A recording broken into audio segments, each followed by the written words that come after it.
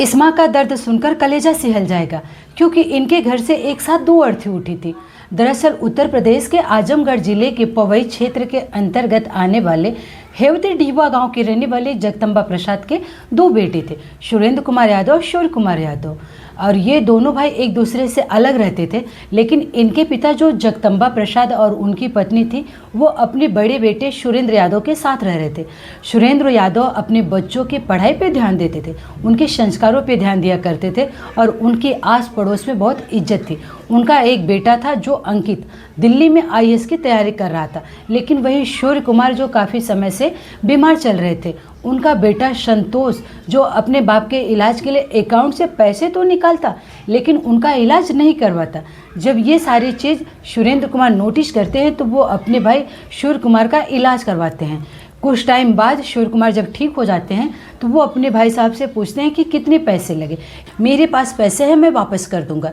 इस पर उनके भाई साहब कहते हैं कि 3 से 4 लाख रुपए खर्च हुए हैं। वो कहते हैं कि मेरे पास पैसे हैं, मैं आपको वापस दूंगा। वो अकाउंट से 3 लाख रुपया निकालते हैं और अपने बड़े भाई को दे देते हैं। जब ये बात शौर्य कुमार के बेटे यानी संतोष को पता चलती है तो वो तिलमिला जाता है। वो अपने पापा से पूछता है कि आपने किससे पूछकर ताऊ जी को पैसे दिए। इस पर शौर्य कुमार कहते हैं कि मेरे भाई मुझसे अलग थे, लेकिन निस्वार्थ भाव से मेरा इलाज करवाए, मैं ठीक हो गया। मेरे पास पैसे थे, अगर मैं उनको दे दिए तो इसमें कौन सा गुनाह हुआ। ये बात संतोष को बहुत बुरी लगती है, क्योंकि संतोष का चरित्र बिल्कुल ठीक नहीं था। वो ड्रिंक भी करता था, लेकिन इनके पिता ने ये पैसे दे दिए, ये बात उसको बहुत खटकती थी और वो अपने ताऊ से आए दिन इस बात को लेकर विवाद भी करता था और अपने ताऊ को कहता था कि आपने मेरे पापा से बहला फुसलाकर पैसे लिए।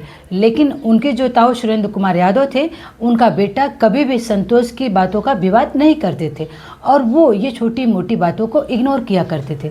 लेकिन अभी जो 3 महीना पहले सुरेंद्र यादव का जो बेटा दिल्ली में आईएएस की तैयारी कर रहा था, वो घर वापस आया था। लेकिन संतोष जब भी अंकित को देखता उसे बहुत जलन होती और ये सोचता है कि मेरे ताऊ की पूंजी ये अंकित है, क्योंकि अंकित पढ़ने में होशियार था, उसकी आज नहीं कल तो नौकरी लग जाएगी। जैसे इन्होंने मेरे पापा से पैसे लिए, मैं वैसे ही अंकित को मार दूंगा। लेकिन अपने ताऊ से ज़्यादा अपने दादा से नफरत करता था।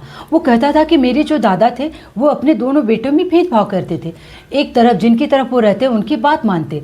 इसी बात को लेकर वो बहुत अपने दादा से नफरत करता है और इसलिए वो अपने दादा को निशाने पर ले लेता है। जगदम्बा प्रसाद रोज की तरह खाना खाने आते हैं।